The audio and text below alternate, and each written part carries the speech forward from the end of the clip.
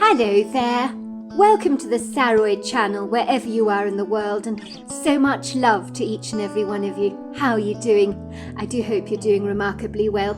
Well, we're on part 2 of our story tonight, and we've got a lovely young girl called Missy, who has aspirations of becoming an author one day, and in the beginning of the story we learn how she actually does have her books published. But there she is, staying at her grandparents' as a very young girl. She's helped her grandmother in the kitchen make some lovely, delicious, warm lemon chiffon cake. And she knows that this is her grandfather's favourite cake that he loves served warm with dollops of cream and fresh strawberries. And so her grandmother tells her to go to the creek where her grandfather is fishing and to go and get her grandfather to bring him back to the kitchen so that they can enjoy some lemon chiffon cake together. And of course she thinks she's seen someone in the woods, which she is absolutely as certain is her grandfather, because she saw a glimpse of his red plaid shirt. She's been calling him, but he's failed to respond to her. So we're about to find out what's about to happen next. But before we do that, don't forget to subscribe to the channel, click the notification bell and the thumbs up, and let's get started with tonight's story. Gramps! Gramps! Gramps! I called again and again, raising the cadence of my voice to above the wind. Gramps, it's me, Missy! I'm over here! I ran right up to him, but as I was about to tap him very gently on the shoulders, the man in the red plaid shirt that I believed was my grandfather simply vanished before my eyes, as if he'd never been there in the first place, rather like a mirage of water that you might see in the far distance. But when you get to the spot where you believed the water was, nothing is there. I was so genuinely startled by this bizarre set of enigmatic, paradoxical circumstances that I almost certainly could not explain. I trembled from the aftershock of the experience, taking in big gulps of fresh air. What on earth was going on? I was completely floored. I knew that I'd seen my grandfather. So how could he have just vanished like that before my very eyes, like the steam from a kettle? In truth, I thought either I was going stark raving mad, or it must have been a deceptively good trick of the light, or I was seeing things that weren't actually there. Seconds later, I heard someone having a good old chuckle at my expense. Ha ha ha ha ha ha ha.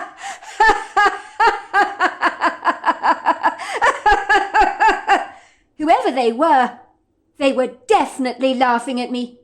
And when I say laughing, I mean a really big, satisfying, full-bodied laugh.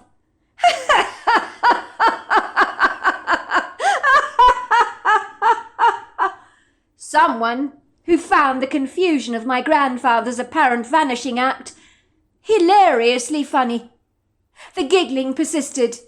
At this point I thought my grandfather had to be the giggler. He was the guilty party here, playing a trick on me, like a magician pulling out a white rabbit from his hat. How had my grandfather masterfully managed to dematerialize before my very eyes? It had to be some kind of optical illusion, I thought. The strange laughter persisted, and I did not appreciate being laughed at like this.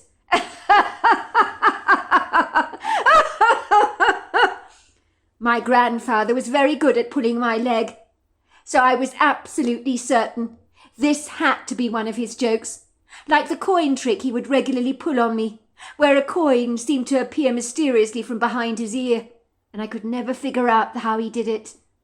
Gramps, this isn't funny, I called out to him. Wherever you are, come out of your hiding place now. You're freaking me out. All right, I admit you got me. It was a good trick. I looked around, feeling somewhat bemused, and that was when I saw him. At the time, I was not certain what I was seeing. I was not exactly well versed on the subject of cryptid creatures, or Bigfoot for that matter, but I observed a tall, lofty man, covered in hair, but in the light of the morning sun, twinkling generously through the canopy, I noticed the hair colour was definitely a deep brown and as close to black as you can get. The Bigfoot looked startlingly human on his face, because he looked like a man, just covered in hair. That's the best way to actually describe him. only he was absolutely humongous. The hairy man chuckled and pointed to where I thought my grandfather had been only moments before. He continued to laugh, throwing back his head, clutching his stomach, as if the laughing had made his stomach hurt.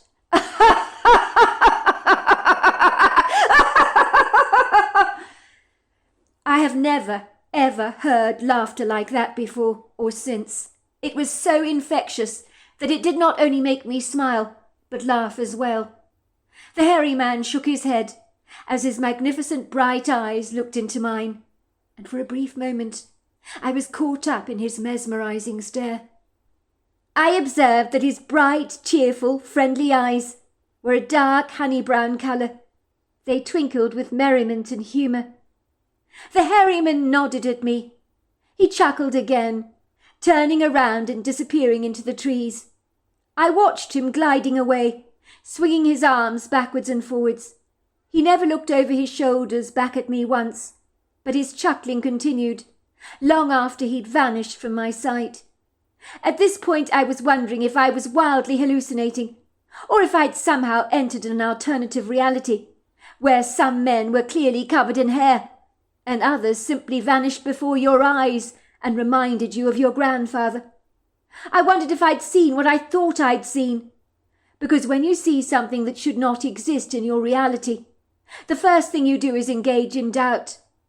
I didn't see that, I told myself, as I was digesting the oddity of what had happened, and trying to wrap my head around the outlandish set of circumstances. Moments later my attention was stolen by the fortuitous presence of my grandfather, in his red plaid shirt, walking nonchalantly down the earthen trail through the trees towards me, his fishing gear rattling rather precariously as he moved. He stopped short in his tracks when he saw me. There was an expression of confoundment on his heavily creased face, for I was not whom he was expecting to see at this particular moment. "Fancy seeing you here, missy. I wasn't expecting that. What a nice surprise this is. I'm going to call it for the morning, I have to say. Nothing was biting back at the creek. Can you believe that? It's one of those days, I think. Your grandmother was saying she wouldn't mind it if we had baked fish for lunch today, but I'm afraid that's not going to happen. I hate to let your grandmother down, but I didn't even get a biter, not even a few tiny scragglers. I guess some days it just ain't happening. What are you doing here?" he said again, his face crumpling up into one of his irresistibly warm, friendly smiles that always made my heart melt like butter. "Don't tell me. I know what it is. You were missing your grandfather so much. You had to pay him a visit," he said, giving me a wink. "Did you get tired of baking with your grandmother? I find that very hard to believe." "No, of course I didn't get tired of baking. But I don't understand, Gramps. I don't understand." "You don't understand what, missy?" I pointed in bemusement back at the trees along the path. "I don't understand, Gramps, how you did that. How did you pull it off? You really had me fooled. You have to tell me how you did it, 'cause it's niggling me. It really is." "How did I do what, love? You're confusing me," my grandfather asked. He raised an inquiring, bushy white brow above his pale blue eyes. "You were over there," I said, pointing at the path ahead of me. "I saw you very, very clearly in your red plaid shirt that you're wearing now. I was calling you. You ignored me. Then when I got to you, you vanished before my eyes. And now you're here. How did you disappear like that? How did you get behind me when you were ahead of me? I want to know how you did it, because I really thought, I don't know what I thought." "Love, I have no idea what you're talking about," said my Gramps. "I was never ahead of you on the path. I've only got here right now, as you can see. Besides, I'm sure you would have heard me a mile away with the rattling sound my fishing tackle always makes. I told you the fish weren't biting today at the creek. I decided to call it in for the morning. My patience was wearing very thin. That's normally your problem, but it was mine today. Maybe tomorrow I will be luckier. No, I was definitely not ahead of you on the trail, nor was I playing any tricks on you. Mind you, that sounds like a pretty good one. I might be sleight of hand, but I could never pull off a stunt like that, especially not carrying all this fishing tackle with me on my person," he said, pointing to his fishing rod and tackle that he was carrying. "But it was you, Gramps. I saw you very, very clearly in your red plaid shirt. You were over there. It was definitely you, and then you were gone." "You must have been mistaken, love. You haven't answered my question, Missy. Why aren't you with your grandmother in the kitchen baking? What are you doing out here on the footpath?" "She asked me to call you. She's made lemon chiffon cake for tea. She wanted me to tell you." "Goodness gracious, love. Why on earth didn't you say?" said my Gramps, increasing his pace in earnest.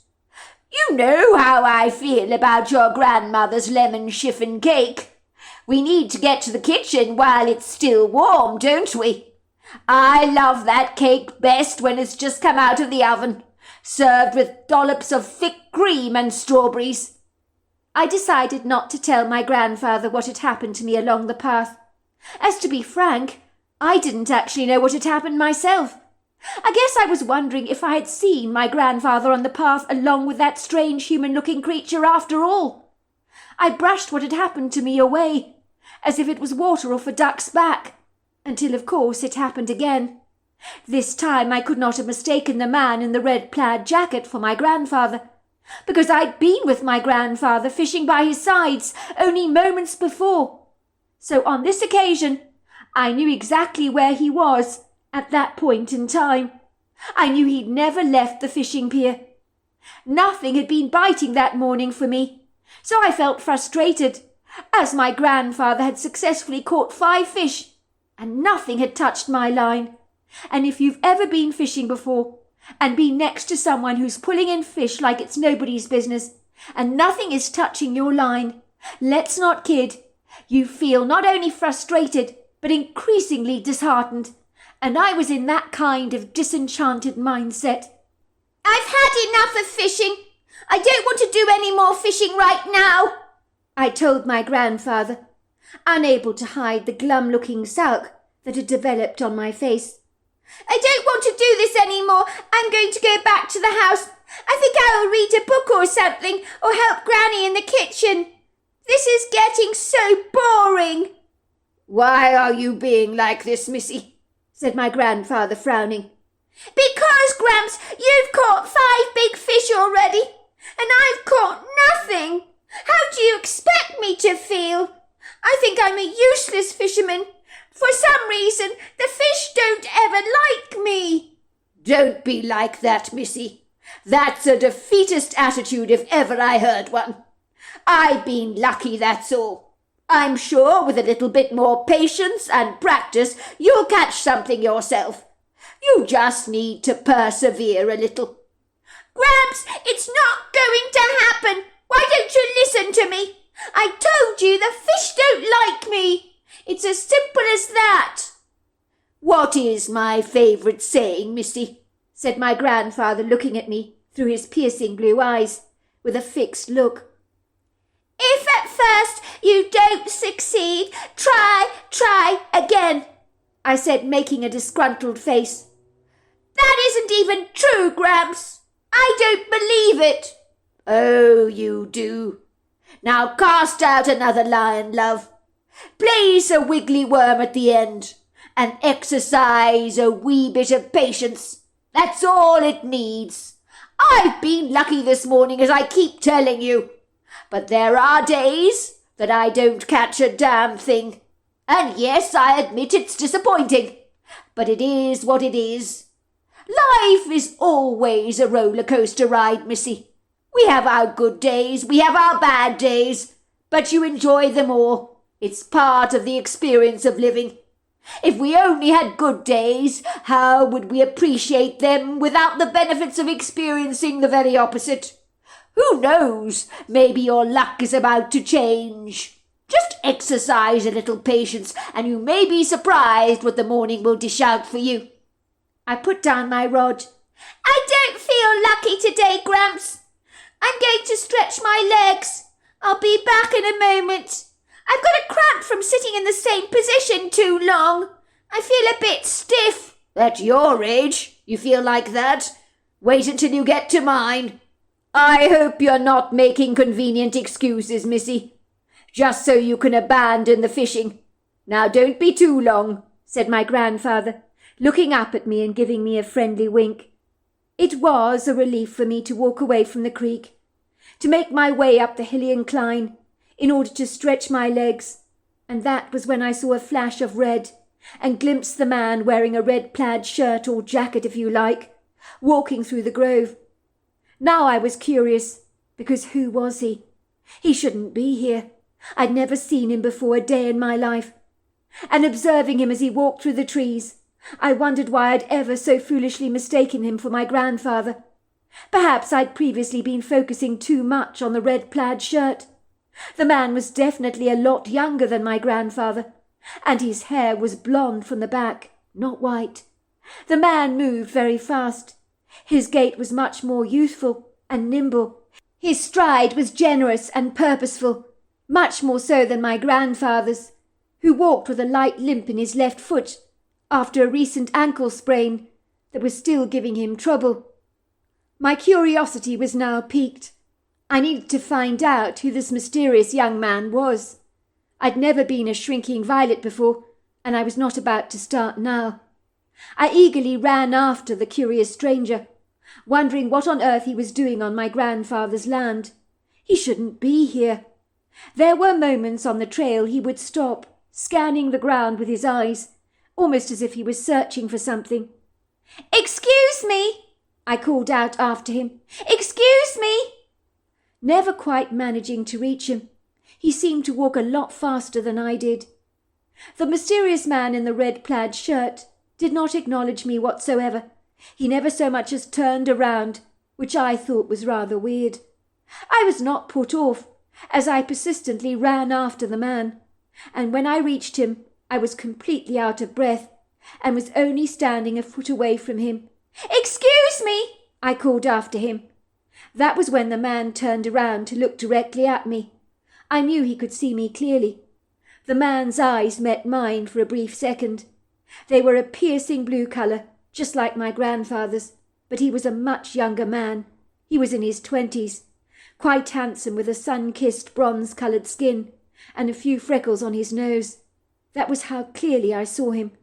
For some reason the man never said anything to me. He simply turned around and walked away, and then promptly disappeared before my very eyes, like he'd done before. And in that moment I realized that the man in the red plaid shirt had to be a ghost. This had never occurred to me before, for I had never thought that ghosts existed, nor would I have expected to see one in the middle of the day like this. But now I was in no doubt that this is what I'd seen, and it threw me for six. I stared incredulously at the path ahead of me, looking completely gobsmacked. I was rather like a bird that had been thrown off my perch, and was trying to reorientate myself and get my bearings right. I could sense I was being watched, even scrutinized, you could say, and the chuckling I had experienced on my previous encounter with the man in the red plaid shirt erupted all over again, like it had done the time before. "It's not funny!" I called out. "You think it's funny, do you? I don't like being laughed at, and I know you're there, so don't hide from me again." I glanced towards the trees, and a curtain of foliage appeared to be shaking, like a quaking aspen tree. I could see some dark hair, and then a familiar hairy face, peeking at me mischievously through the foliage, staring at me with twinkling, amused dark eyes. Once again he was throwing his pyramid-shaped head back into laughter, clutching his stomach so tightly. He was engaged in a deep belly laugh, the kind of laughter they say prolongs our lives and is very good for our health. But few of us laugh like that these days, and when we do it feels rarely good, as if our stomach has been fully massaged. I now realized why he was laughing. I had been chasing after a ghost.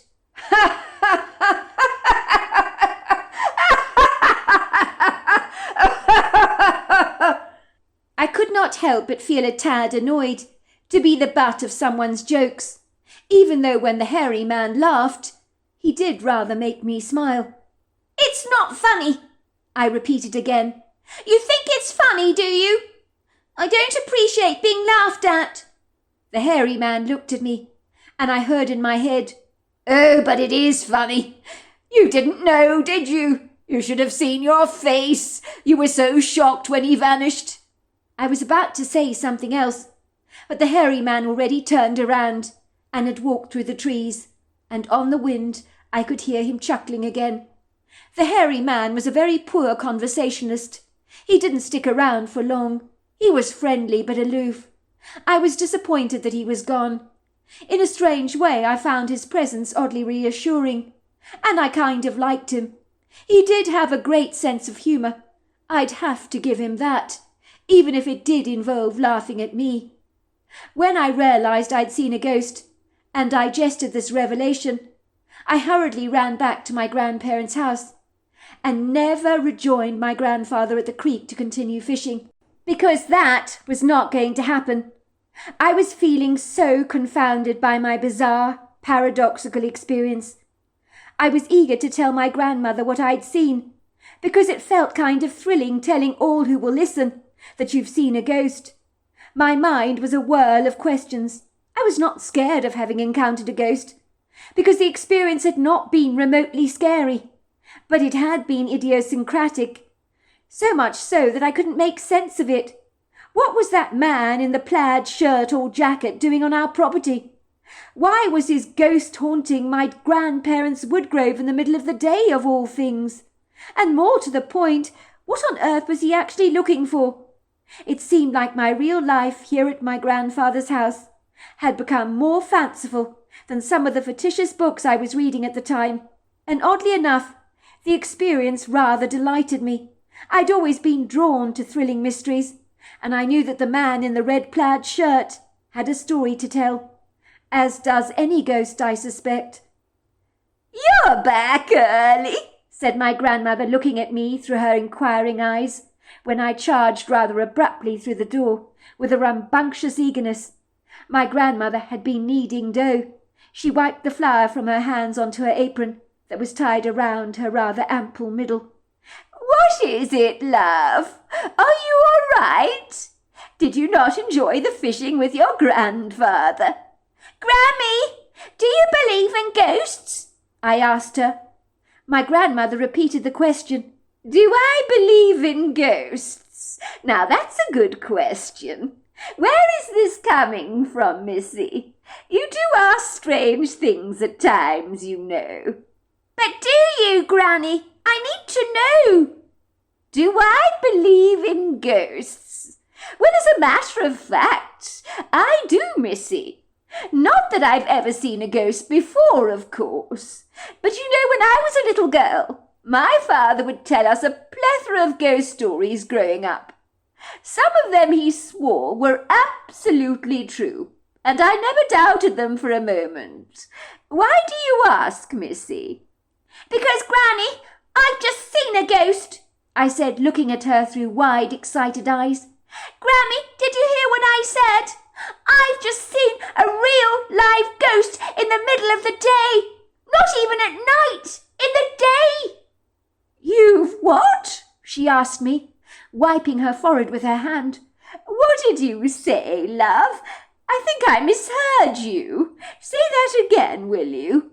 "I told you, Granny, I've seen a ghost, Ghost, along with a hairy man. I think he lives in the woods, but he's nice. But he's a bit evasive and he's always laughing. I think Gramps wouldn't mind him living there 'cause he's wild like the animals are, if you know what I mean. But he's very shy, I think. But he won't get cold during the winter months because he's covered in hair." "Sweetheart, are you all right?" said my grandmother, looking rather worried and concerned for my welfare. She felt my forehead. "You're quite hot, love. You're not coming down with a cold, are you? I'd never hear the end of it from your mother if you got sick. Sometimes when you have a fever, you know, your mind can play tricks on you, You can hallucinate, I believe. I've done it myself, you know. Grammy, I saw a ghost. I promise you I saw a ghost. You do believe me, don't you? You've just said you believe in ghosts. Well, sweetheart, it's a little hard to digest. How can you be sure you saw one? Because, Grammy, he disappeared in front of my face.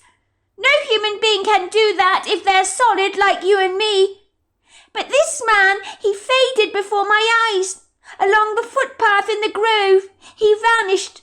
I saw him close up, Grammy. I even saw the freckles on his nose. I ran after him. I know he saw me. He looked right into my eyes. His eyes were as blue as Gramps' are. But he never said anything to me, Grammy. Not a single word. Can you believe it? It was so weird, but I wasn't at all scared. People always say that ghosts are very scary, but he wasn't scary at all. I mean, if I saw him again, I would go after him and I'd ask him what he's doing on Gramps' land and what he's looking for, because he seems to be looking for something. And you're sure you saw this man? Asked my grandmother, looking rather sceptical. Of course I'm sure, Grammy. Why would I make this up? You know I don't tell lies. Well, you've got me, love. You really have. I honestly don't know what to say about this. I mean, I know very little about ghosts, and this is a first that I've heard about this before. And what about this hairy man you claim to have seen? Who is he? I don't know who he is, but I know he lives in the woods. He's covered in hair, dark brown hair. He laughs all the time, and he's very sweet and big, very, very big. If you didn't know he was nice, you might be scared of him because of his size. Are you sure you're all right, love? Said my grandmother, thinking that I'd clearly lost my marbles. I could see that she was taking everything I was telling her with a pinch of salt, as if she was not entirely sure whether to believe my wild, preposterous claims or not. But my grandmother did know one thing about me, that I might have wanted to become a storyteller, an author one day, but I was certainly not in the habit of making up stuff that wasn't true. A while later, when my grandfather returned home from fishing at the creek, he had 6 fish in his hands, which he presented to my grandmother. He had an accomplished expression on his face, like that of a man who's had a satisfactory fishing trip. "So you didn't come back, love?" he teased, looking up at me with a mischievous twinkle in his eyes. He waved a finger at me. "You didn't want to continue fishing, did you? Because they weren't biting at your line. So you decided to abandon your grandfather. Is that right, missy? I wish you wouldn't be so defeatist, love." "Well, that's not the reason I didn't come back to the creek to fish," I told him. My grandfather looked from me to my grandmother. "What's going on here? The 2 of you? You look a little shell-shocked, rather bemused. Has something happened?" "In a manner of speaking, love, Missy here is convinced she's seen a ghost in the wood grove, and a hairy man, whom she believes lives there." "You think you've seen a ghost, missy? Where was this missy?" asked my grandfather, who looked more intrigued than cynical. "In the woods, Gramps. I saw him before. Remember that time I asked you how you had stepped ahead of the path and you didn't know what I was talking about?" "Ah, yes, I do remember that. I thought you were confused by a trick of the light or something." "Well, I thought that at the time. But the man that I saw is actually a ghost. And I thought he was you because he was wearing a red plaid shirt or jacket, exactly like your one. But today, when I gave him more attention, because I left the fishing with you, and I wanted to stretch my legs, that was when I saw him. And I noticed his white hair was not white like yours is, but blonde. And he's a lot younger than you are, Gramps. He doesn't walk with a limp like you do either. It was strange.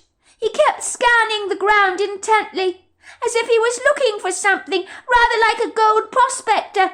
Only he wasn't sifting through dirt to find gold nuggets, if you know what I mean. But he was obviously looking for something he'd lost. Well, that's the impression I got. Maybe he dropped something on the ground. He looked right at her, didn't he, love? Missy said his blue eyes reminded her rather of yours. They were a piercing blue colour, weren't they, Missy? My grandfather's face paled. You say you saw this young man in the grove? As clearly as I'm seeing you now, Gramps. He didn't look at all like a ghost. I thought that ghosts were see-through, you know. But he was as solid as you and me. But I knew he was a ghost because for a second I did see through him just before he faded away. Into nothing, you know what I mean? But in the beginning he was completely solid, just like you and me. And I could still see him walking along the path, even when he became see-through, until I couldn't see him anymore. And you weren't remotely scared? No, not at all. It was in the middle of the day, and it was just very weird, that's all. Did you get a close look at this ghost, Missy? You say he had blonde hair, was wearing a plaid shirt. How old do you think he was? I need you to think long and hard about this. It's very important. Well, he might have been in his 20s, but I'm not particularly good with age. Why are you so interested in Missy's ghost, my dear? Why are you so fascinated by what she's telling you? I take it you believe her. I do believe that Missy saw what she claims to have seen. You stay there, said my grandfather, holding up a hand. I'm going to show you something, Missy. I want to show you a photograph, an old photo, taken when I was a young man. My grandfather returned with a photograph album. He pulled out an old weathered picture that was in poor focus. It was of two men standing side by side, both uncannily alike, both with similar piercing blue eyes. One of the men in the photograph was clearly my grandfather, when he was a young man, but the other man in the photograph looked identical to the man I'd seen in the woods. I stared at the photograph incredulously, looking at my Gramps through wide, questioning eyes, and pointing at the picture in bewilderment. But that's him! That's the ghost I saw in the woods! It's him! It's him! The man standing next to you in the photograph, because I know that that is you, isn't it? It's definitely him! I don't understand. Who is he? That's a very good friend of mine, Missy. He was 21 years old when he passed away. His name was Walter. Walter Roxbury, as it happens. So he's dead? I'm afraid so, love. But it seems to me that you have seen his ghost. How extraordinary, said my grandmother. I can't believe I'm actually hearing all this. I mean, who would have thought? But more to the point, what is Walter's ghost doing around our wood grove? Why do you think Missy here saw him? I mean, don't ghosts stay around because they have unfinished business on the earth plane? Maybe he doesn't know he's dead, said my grandfather. Very often after a sudden, fortuitous passing, even if it happened over 100 years ago, when a person dies in this calamitous way, they don't necessarily know that they are actually dead. But that doesn't explain what he's doing wandering around our property, said my grandmother. You say he thought he was looking for something, Missy? My grandfather inquired. I nodded my head. He was definitely searching for something, Gramps. Definitely. There was no doubt in my mind about that. Well, I'm very sorry to hear that. I would like to think he's at rest, said my grandfather, running a hand over his chin reflectively. It's a very long story, he said, but it makes sense that he's looking for something, especially if he doesn't know he's dead. What is he looking for, Gramps? I asked. I tell you what, how about you make us a cup of coffee, love? Said my grandfather to my grandmother. I'm sure Missy here would love a nice cold glass of your homemade ginger beer. Would you like it, Missy? Yes, please. I will tell you both the story. Believe me, it's quite some story, but I'm going to need to rest my feet, because my legs aren't going to hold me up for this one. A good story requires one to be sitting down, does it not? I can't get my head around the fact, Missy, that you saw Walter's ghost in the woods. This is a blast from the past, let me tell you.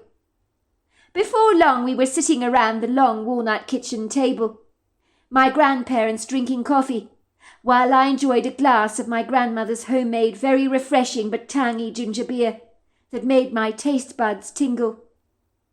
My grandfather picked up the photograph of his old friend Walter, studying it for a long time, while with a wistful, far-away, nostalgic look on his face, I noticed a tear slip down his cheeks, landing on the top collar of his shirt.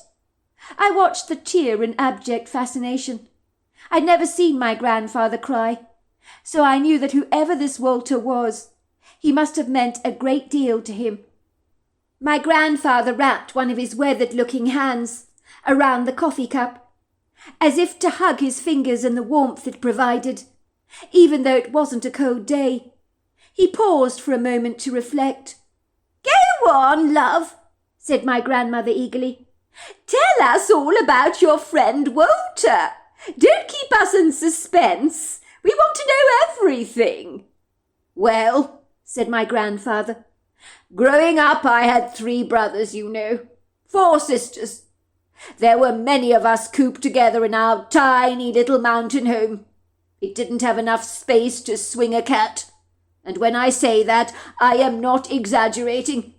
If you saw how tiny the place was where I grew up, you would be horrified. It really was tiny. We lived in very cramped conditions, but my mother kept our home as clean as a whistle. We were a very close, loving family. I mean, you had to be, didn't you? Living on top of each other like that, sharing one bed between all 9 of us, which meant on alternative nights we might occasionally sleep on the floor. We took it in turns to sleep in the bed, you see. Sleeping on the bed was a luxury. That's terrible! It must have been horrible and so hard to sleep on the floor. Well, it wasn't really that bad, love. You get used to living like that, you know. When you don't know any different, it's pretty normal for you. Surprisingly enough, sleeping on the floor made me much more nimble on my feet. The body likes it when you sleep on the floor, because it puts pressure on your body. A pressure that your bed will never give you. The body likes it, but you soon learn to adjust. Well, I wouldn't like it, I said, pulling a disgusted face. I think it's horrible to sleep on the floor. You must have been really poor to live like that. We were poor, Missy. Times were very tough. We really did live in an impoverished life. Yet I will tell you this, Missy. On the outside, our lives were poor, but on the inside, I always felt incredibly rich. What's that supposed to mean? How can you feel rich if you're poor? That makes no sense at all. What your grandfather is trying to tell you, Missy, is that he may have lived in a very poor family, where he never had very much materially, but his life was full. And he was very happy. So inside, he felt rich, even if the outside didn't reflect how he felt on the inside. There are many wealthy people, Missy, in this world, you know. They have absolutely anything that money can buy for them. But inside, they feel impoverished, because they are like a beautiful jar that contains absolutely nothing. They're empty on the inside, you see. Their lives are vacuously hollow, meaningless. Do you understand what I'm trying to say? I think I do. Mum says at the dental surgery where she works as a receptionist, they have a very rich client. Her name's Mrs. Molderman. She drives to the surgery. Well, she doesn't drive. She's driven to the surgery in a Rolls Royce by her driver for all her appointments. Mummy says she's very miserable. She says she's never met anybody like that in her entire life. She's always complaining about everything, but they say that she's one of the richest ladies in the whole of New York. She's practically royalty. But Mum says she's very unhappy. She never ever smiles, and she looks like someone told her that her husband's been run over by a bus. That's what Mummy says. Mrs. Molderman invited my mother to a party at her very flashy residence. My mother said that every wealthy businessman in the whole of New York was at the party, and they looked bored and very miserable. The lot of them. Mum said even though they left the party in the fanciest, flashiest cars she'd ever seen in her whole life, she said she felt sorry for them all, because none of them looked at all happy. Well, there you go, then. It proves my point, Missy. You can be rich, can't you, and feel poor. Go on with your story, love, said my grandmother, giving my grandfather an encouraging nod. So there we are. That is the end of part 2 of our story. Part 3 is tomorrow night, and I'm sure you agree it's very exciting, so I look forward to you joining me then. Until next time, goodbye and good night.